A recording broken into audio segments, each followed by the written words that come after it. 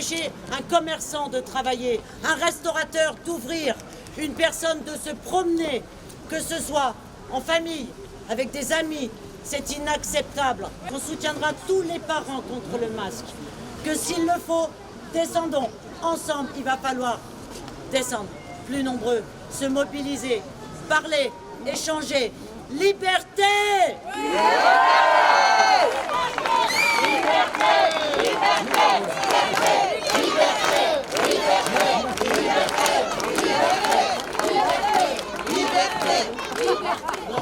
Alors quand c'était vraiment l'épidémie, c'était pas nécessaire, surtout pas, interdit. Et puis tout d'un coup, c'est obligatoire, même au mois de juillet où il faisait 40 degrés à Londres. D'accord ? Le moment où justement les gens s'immunisent, hein, on refait de l'énergie, et ben non, c'est fini, on ne peut plus le faire. D'autre part, toutes les années, il y a entre 15 et 20 000 morts de la grippe. Oui. Cette année, il y en a eu 72. D'accord ? 72.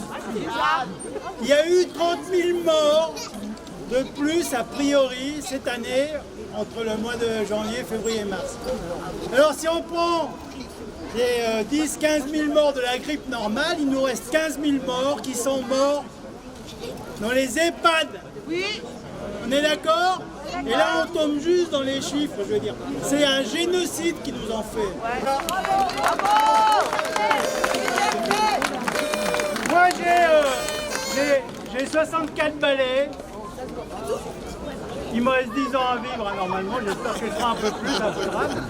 Mais putain, tous ces gamins qui sont en pleine croissance, 6 ans, 10 ans, 11 ans, ça va être des lots de merde. À un moment donné, il faut arrêter les conneries.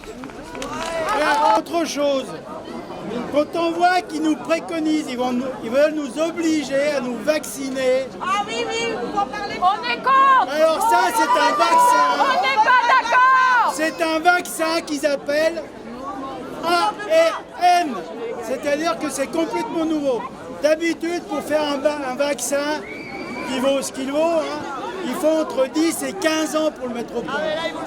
Là, ils l'ont sorti en une année. Hein, une année. Et c'est quand même un truc qu'on ne sait pas. C'est tout nouveau. C'est un beau vaccin et ça va modifier notre ADN. C'est-à-dire qu'on va devenir des OGM. Ouais. Comme le blé, comme le colza. Vous voyez ce que je veux dire? Des organismes génétiquement modifiés.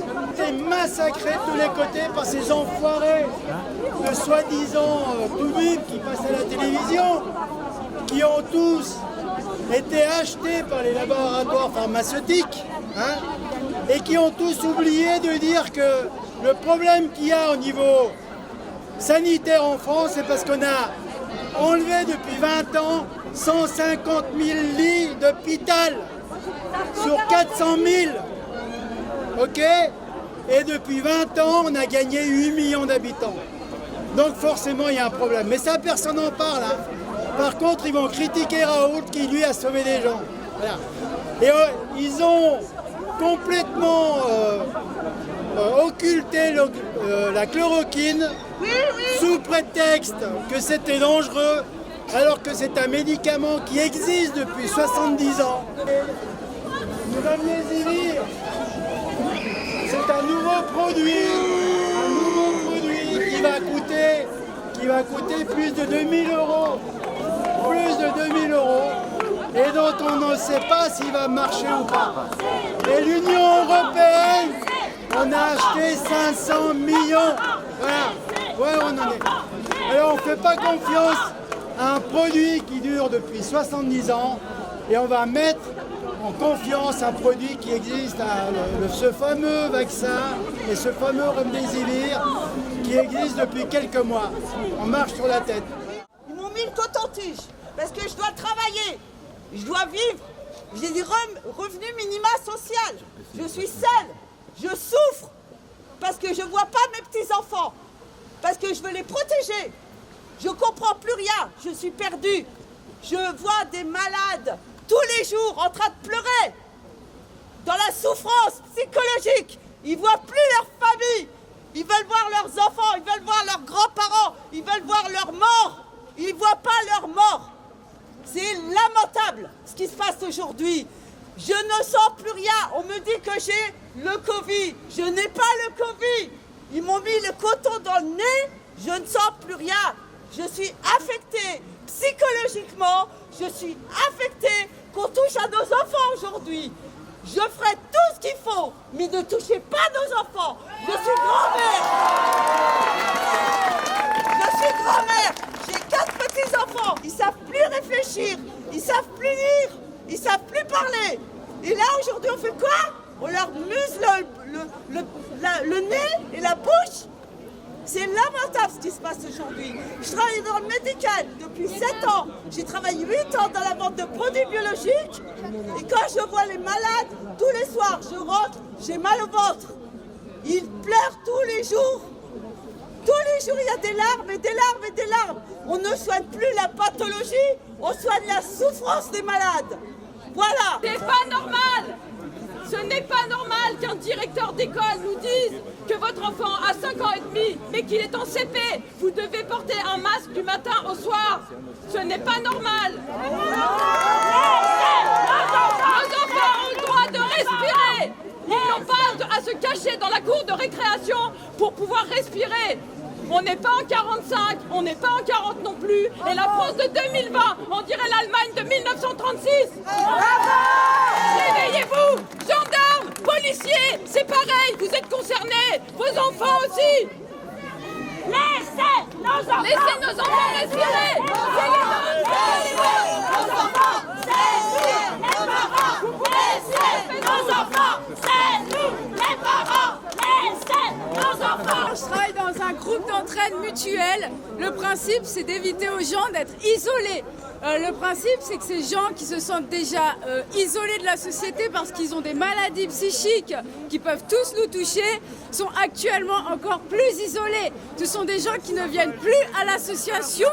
Alors nous, on est ouverts, on a le droit, mais on ne voit personne parce qu'ils ont peur, parce qu'ils sont déjà psychologiquement affaiblis, parce que tout ce que les médias leur rentrent dans la tête les font flipper, à tel point que leurs maladies sont encore plus profondes, qu'ils prennent encore plus de médicaments.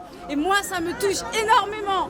Et ce qui me touche encore plus, c'est quand je vois mes grands-parents et des personnes âgées qui sont tout seuls chez eux. Et si c'est ça, les Français, de laisser les vieux chez eux tout seuls, alors moi, je ne suis pas d'accord à laisser les gens tout seuls, dans la peur, dans la solitude, de ne pas voir leurs petits-enfants.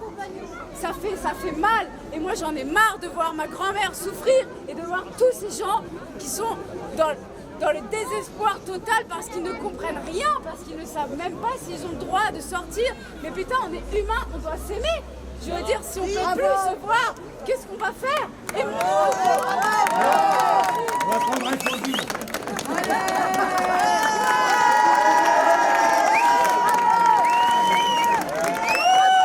Le système immunitaire, de toute façon, il se nourrit de tout ce qu'on avale comme virus, entre autres. On respire plus de 300 millions de virus par jour. On vit avec les virus depuis des milliards d'années. La Terre a 4,5 milliards d'années. Posez-vous la question, pourquoi dans les transports publics on peut tous y aller? Vous savez que le masque ne sert à rien, c'est marqué sur les boîtes. Ne protège pas contre les virus.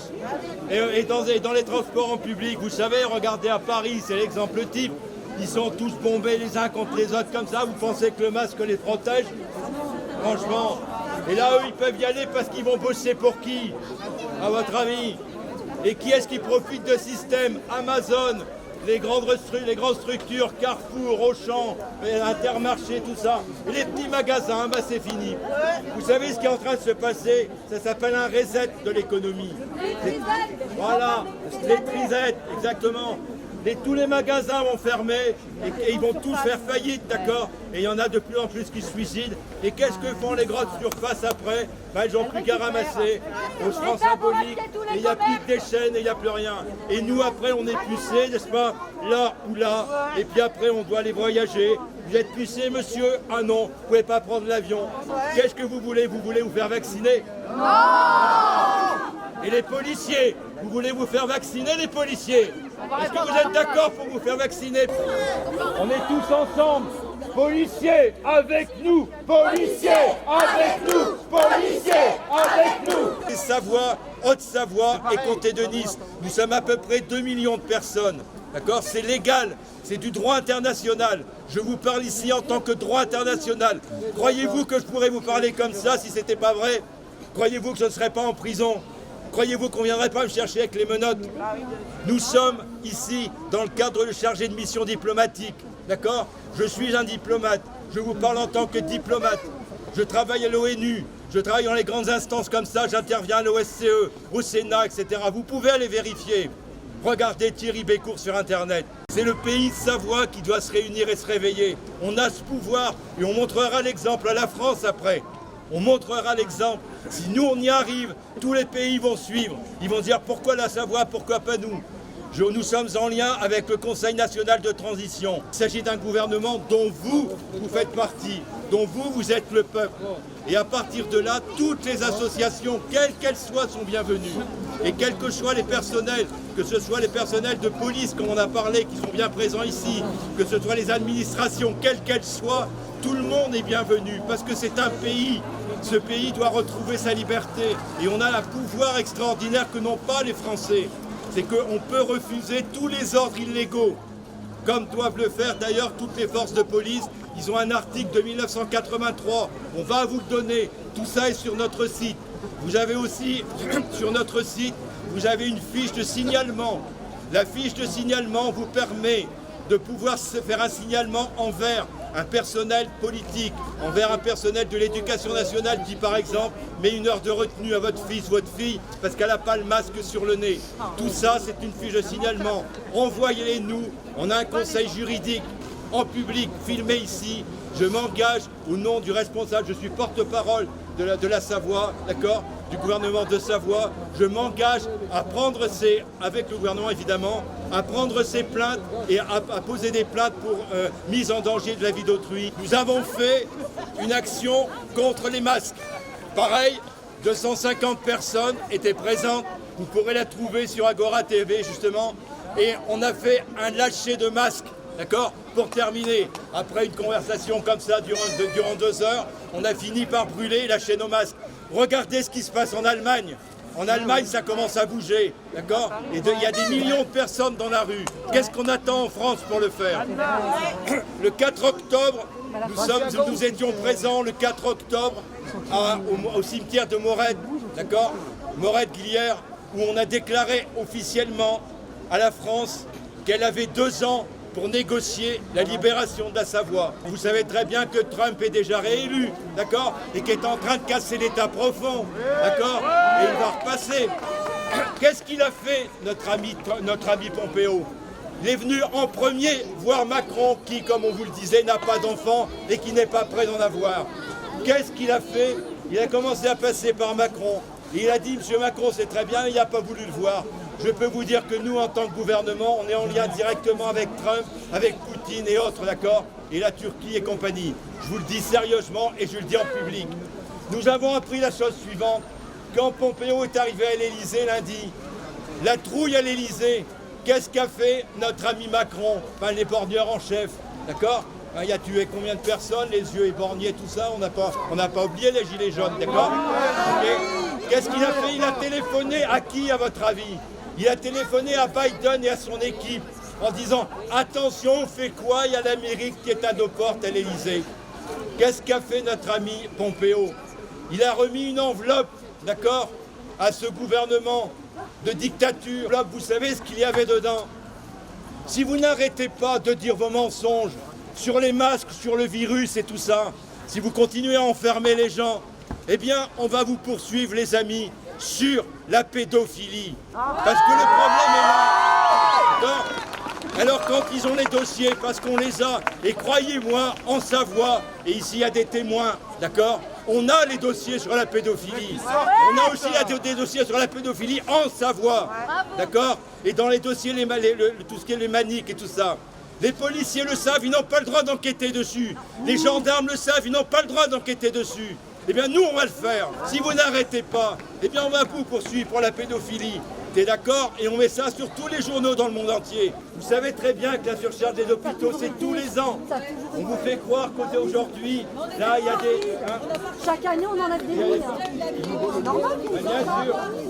Ah oui, ça fait 10 ans que les responsables des services disent on n'a pas assez de personnes au moment des infections, c'est-à-dire à partir du mois de novembre. Il y a beaucoup plus de morts avant que cette année. Il y en a plus et on n'a pas de lits. Qu'est-ce qu'a fait ce gouvernement? Il a diminué les lits. Il n'a même pas gardé les lits, il les a diminués. On diminue les lits, on diminue le personnel. Exactement. Et on dit, tiens, les hôpitaux sont surchargés. Regardez comme il y a des tas de personnes à cause du Covid. Et faites attention aux tests, refusez les tests. Ne faites pas toute cette queue là comme ça, comme tous ces gens qui ont peur et qu'on cultive avec les médias et qui font des queues pas possibles pour aller se mettre des bâtons dans le nez et se trouer le cerveau comme madame. Et on le fait à nos gosses. Attention à vos enfants, c'est ce qu'ils veulent faire. La circulaire de l'éducation nationale vient de dire qu'on va mettre les tests pour nos enfants maintenant, dès le mois de novembre. Attention, le taux de suicide est énorme. On n'en parle pas. Des gens qui sont en train d'être à la rue. Il y a plus de 11 millions de chômeurs. Maintenant, il y a plus d'1,5 million de chômeurs depuis 2 mois. C'est quoi ça? Est-ce qu'on doit accepter ça? Non, n'acceptons pas cela. Vous savez que la France veut vendre les barrages, les 17 barrages de Savoie. Il y a des commissions sur la police, il y a des commissions sur la sécurité. Il y a toutes les commissions qu'un peuple peut vouloir. Donc tous les membres de Savoie, tous les habitants de Savoie, y compris les jeunes, vous pouvez nous rejoindre dans des commissions. Elles sont pour vous et il n'y a pas de limite. Nous ne sommes pas contre les gendarmes. Nous sommes avec les forces de l'ordre. Parce que c'est notre système immunitaire. Pas de force de l'ordre, on est dans le désordre. D'accord? Donc on est avec eux. Il n'y a pas d'être à être en disant tiens voilà les policiers sont méchants. Non, les policiers font leur boulot, ils sont avec nous, mais on est avec eux aussi. Notre première mission, c'est de nous protéger et non pas de nous assassiner.